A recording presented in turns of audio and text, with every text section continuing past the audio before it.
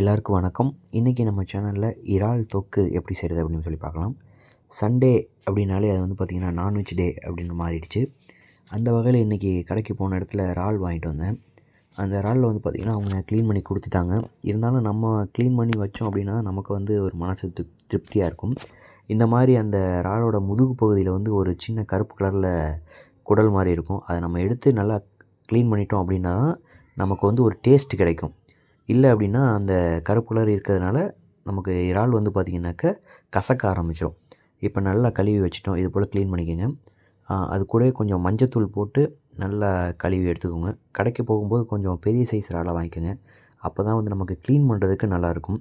Non veg clean பண்ணும்போது அதோட வாடை தெரியாமல் இருக்கிறதுக்காக ஒரு டிப்ஸ் ஒன்று கொடுத்துருக்கோம். அதையும் ஃபாலோ பண்ணி பாருங்கள். பொதுவாக நான்வெஜ்னாலே அதுக்கு தேவையான மசாலா எல்லாம் ஒரே மாதிரி தான் இருக்கும். மேக்ஸிமம் செய்கிற விதத்தில் தான் அதோட சுவை வந்து நமக்கு தெரியும்.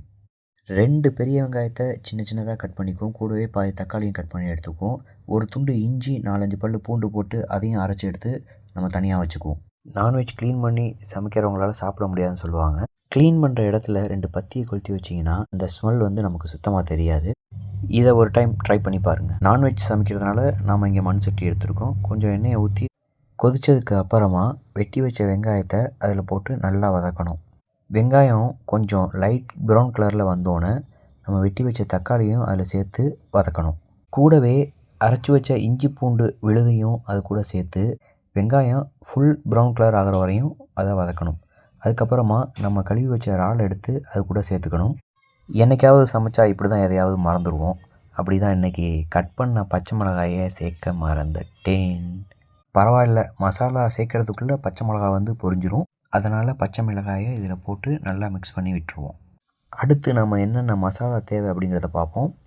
ஜீரகத்தூள் 1 டீஸ்பூன், சோம்புத்தூள் 1 டீஸ்பூன், மஞ்சள் தூள் தேவையான அளவு, உப்பு தேவையான அளவு, மிளகாய்த்தூள் 1 டீஸ்பூன், மல்லித்தூள் 1 டீஸ்பூன், கரம் மசாலா 1 டீஸ்பூன். அவ்வளோதாங்க. எல்லா மசாலாவையும் போட்டோன்னே இறாலோட சேர்த்து நல்லா மிக்ஸ் பண்ணி விட்டுறணும். இப்போ இந்த இறால் வேகிறதுக்கு தண்ணி எதுவும் நம்ம ஊற்ற வேண்டாம். இறால்லேருந்து வரக்கூடிய தண்ணியிலே அது வெந்துடும். இப்போது ஒரு டைம் நம்ம உப்பு காரம் எல்லாம் சரியாக இருக்கா அப்படின்னு சொல்லி நம்ம செக் பண்ணிக்கணும். இப்போ ஸ்டவ்வை லோ ஃப்ளேமில் வச்சு ஒரு 7லேருந்து 8 நிமிஷம் நம்ம வேக வச்சா போதும். டேஸ்ட்டான இறால் தொக்கு ரெடி.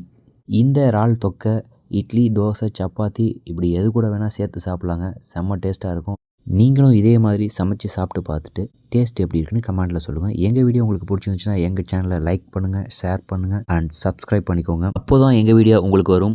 நன்றி.